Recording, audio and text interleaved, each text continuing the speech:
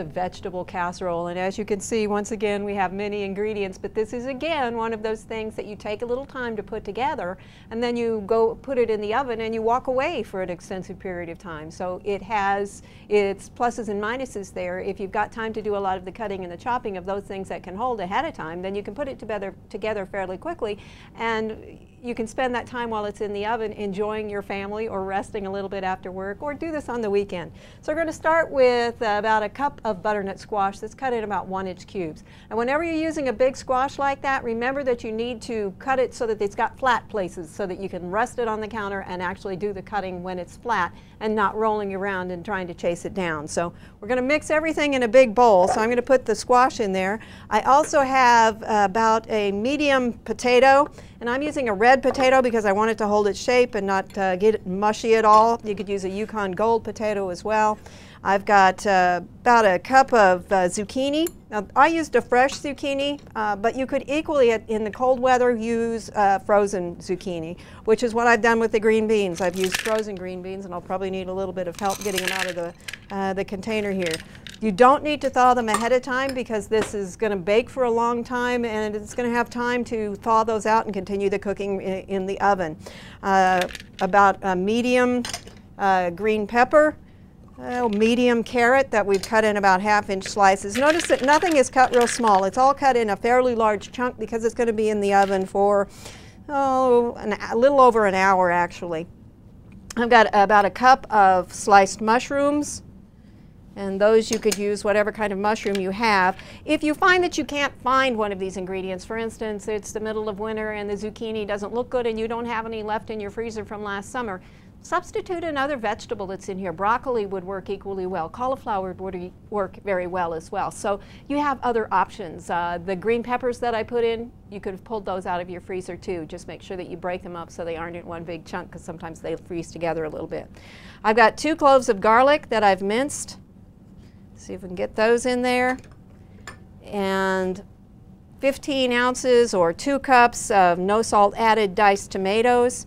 And then we're going to go into some of the seasonings. Now what I have here is a whole variety of things. I've got 2 teaspoons of dried oregano, 2 teaspoons of dried basil, 2 teaspoons of dried dill weed. Now if you were doing this summer, you could use fresh. You'd want to change the quantities appropriately, but you could go ahead and use fresh. I'm also going to add about 1½ teaspoons of olive oil or extra virgin olive oil, whichever one you want, 1/2 teaspoon of onion powder.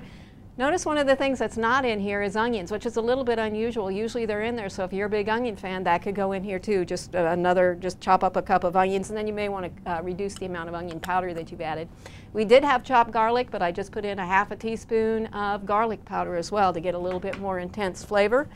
1/2 teaspoon of black pepper, and somewhere between 1/4 to 1/2 teaspoon of salt. And then you're simply going to stir all these together. It helps if you have a nice big bowl like we've got here. And once you get them all stirred together, you're going to put them in probably about a 2-quart casserole dish. I'm using an 8 by 11, a 7 by 11, somewhere in that area. Most of the casserole dishes will tell you on the bottom how much they hold. If they don't, you can always measure out some water and pour it in there or fill it up and go about it that way. But you can figure out about how much it will hold. And spread this out in the casserole dish. And then have your oven preheated to 375 and put some aluminum foil over the top of this. I would spray it with a little bit of nonstick spray and then put that sprayed part down on top of it, even it out a little bit more. And this is going to go in the oven for 40 minutes with the foil on it. Then take the foil off and just let it cook for another 25 to 35 minutes, and then check the bigger pieces to see whether or not they're done. I've got one in the oven already that's proceeded most of the way. The only ingredient that we didn't add at this point, let me see if I can pull a couple of my pot holders over. I don't want to put this directly on metal. Is some Parmesan cheese. Now we've baked it long enough. You can see that it's baked down quite well, and then you put about 3 to 4 tablespoons of Parmesan cheese over the top of it. This is one of the reasons that you don't want to add a lot of salt earlier on, because this does have a high amount of sodium in it as well.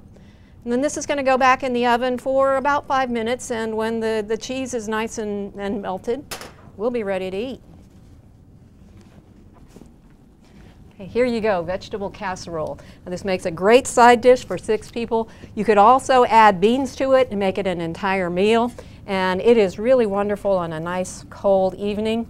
Remember, one of the things we're trying to watch these days is portion sizes, so if you're having trouble with something like that with your family, try looking at smaller size plates as an alternative way to try and keep control of those portions. There you go. This is, again, vegetable casserole for Oklahoma Gardening. I'm Barbara Brown.